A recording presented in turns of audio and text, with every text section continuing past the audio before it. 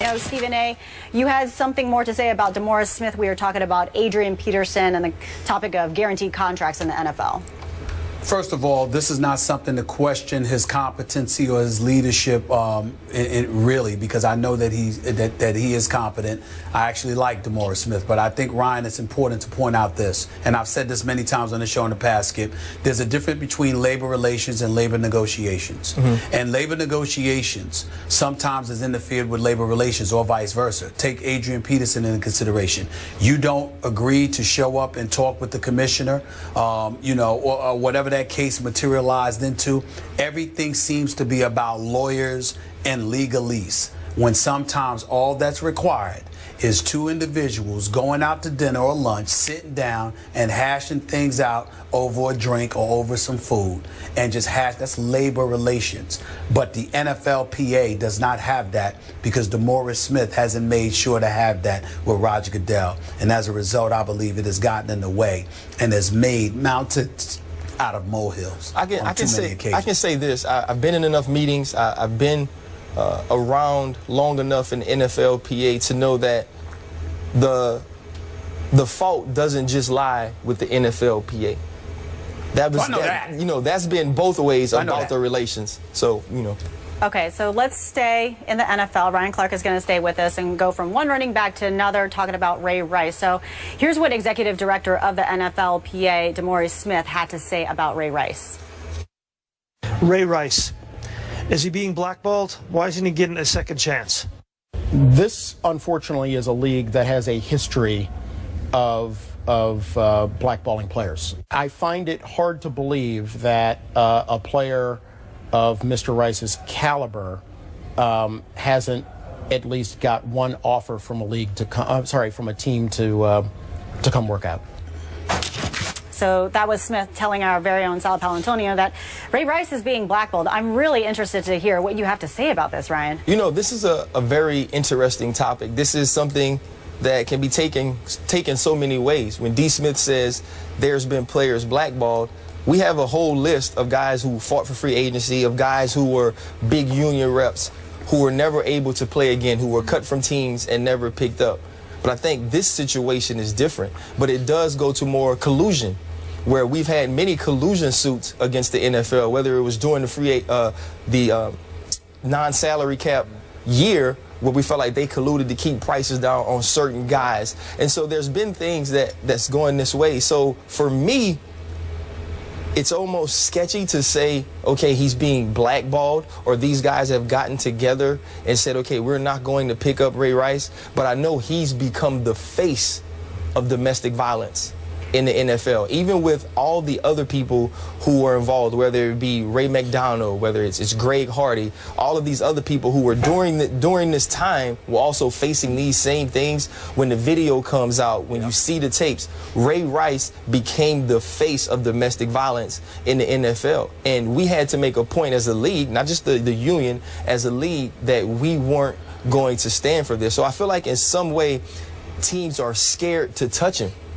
Teams feel like there will be backlash if we go out and grab Ray Rice. I was watching the show one day, and Herm was saying that Dallas would be a great place for him. He did. It's hard for Dallas to go out and get him when you already have Greg Hardy. And you also made a great point. He's not coming off that year where he was probably the best running back in the league, leading the league with over 1,300 yards rushing, a ton of catches, making big plays. He's coming off of a year where he was probably an average running back. Now, what I do know, yards a carry. I do know, I've spoken to Ray many times since the situation happened. He's as apologetic, as remorseful, and as changed as I've ever seen a guy who's gone through such an ordeal in such a short period of time. We've had guys rehabilitate, like Brandon Marshall, who's become the face of mental health, of getting the word out that, these things do affect people. So we've seen people go the right route, as we have seen people go back to doing those same things. So for me, I don't know if it's a situation of people blackballing him, but I think it is a situation that people are scared to touch him, because amongst all the guys who were involved in domestic violence, Ray Rice has seemed to be the poster boy for it. Right. So maybe it's not the right term, blackball. Just everybody's keeping. Well, I think the blackball came from the question. When Sal Powell asked the question, he said, about Ray being blackballed. So it kind of leads you to use those words in your answer. But I do think it's a situation where teams are staying away from him. Stephen A. Yeah, Skip, I want you to go first because I'm going to go in. But I want you to go first. Get it off your chest. Oh, yes. Go ahead. In no way am I trying to defend anything that Ray Rice did. But in the big picture, I feel sorry for him only because that video is going to haunt him forever. And what galls me about this, he has become the face of domestic violence for a league that ignored domestic violence for years and years. And all of a sudden it's like, well, we finally found our guy and now he's the face because we got the video here. And he is paying the price for their failings for years and years and years of sweeping domestic violence under the carpet. And I'm not saying he doesn't deserve not to be in the league, but we all agree at some point you deserve a second chance. Now maybe at age 28, maybe he's just not worth a second chance to most teams, and I get that. But again, I'm not saying I feel sorry for him, but I feel sorry for the situation where it's because of the league's failings that suddenly he's too hot to handle, probably permanently. Go ahead, Stephen A. Getting back to what Ryan Clark had to say. Ryan, first of all, let me say this to answer this question directly. DeMaurice Smith is absolutely right. I believe Ray Rice is being blackballed.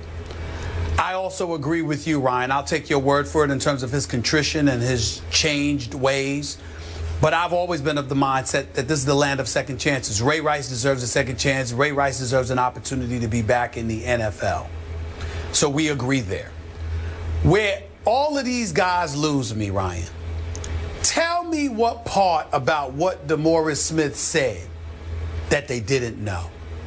See, this is the kind of stuff that we don't talk about enough, Ryan, amongst ourselves.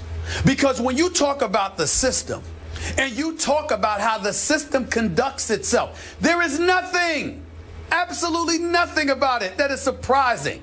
We got a video of you, Ray Rice, hitting a woman.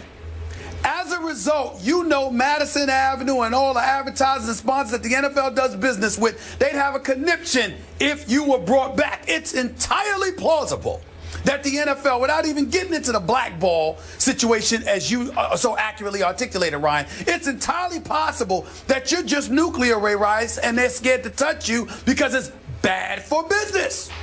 That's entirely different than being blackballed. See, blackballed is when it don't matter whether it's good for business or not. They will collude. They will do whatever they have to do to keep you out of the league.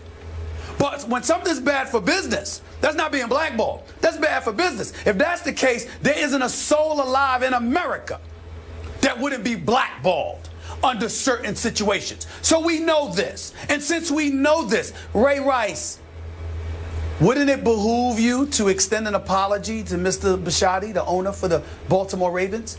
I mean, because after all, what he did was, under the table, clandestinely, privately, try to assure you, I'm going to find a way to take care of you, to look out for you.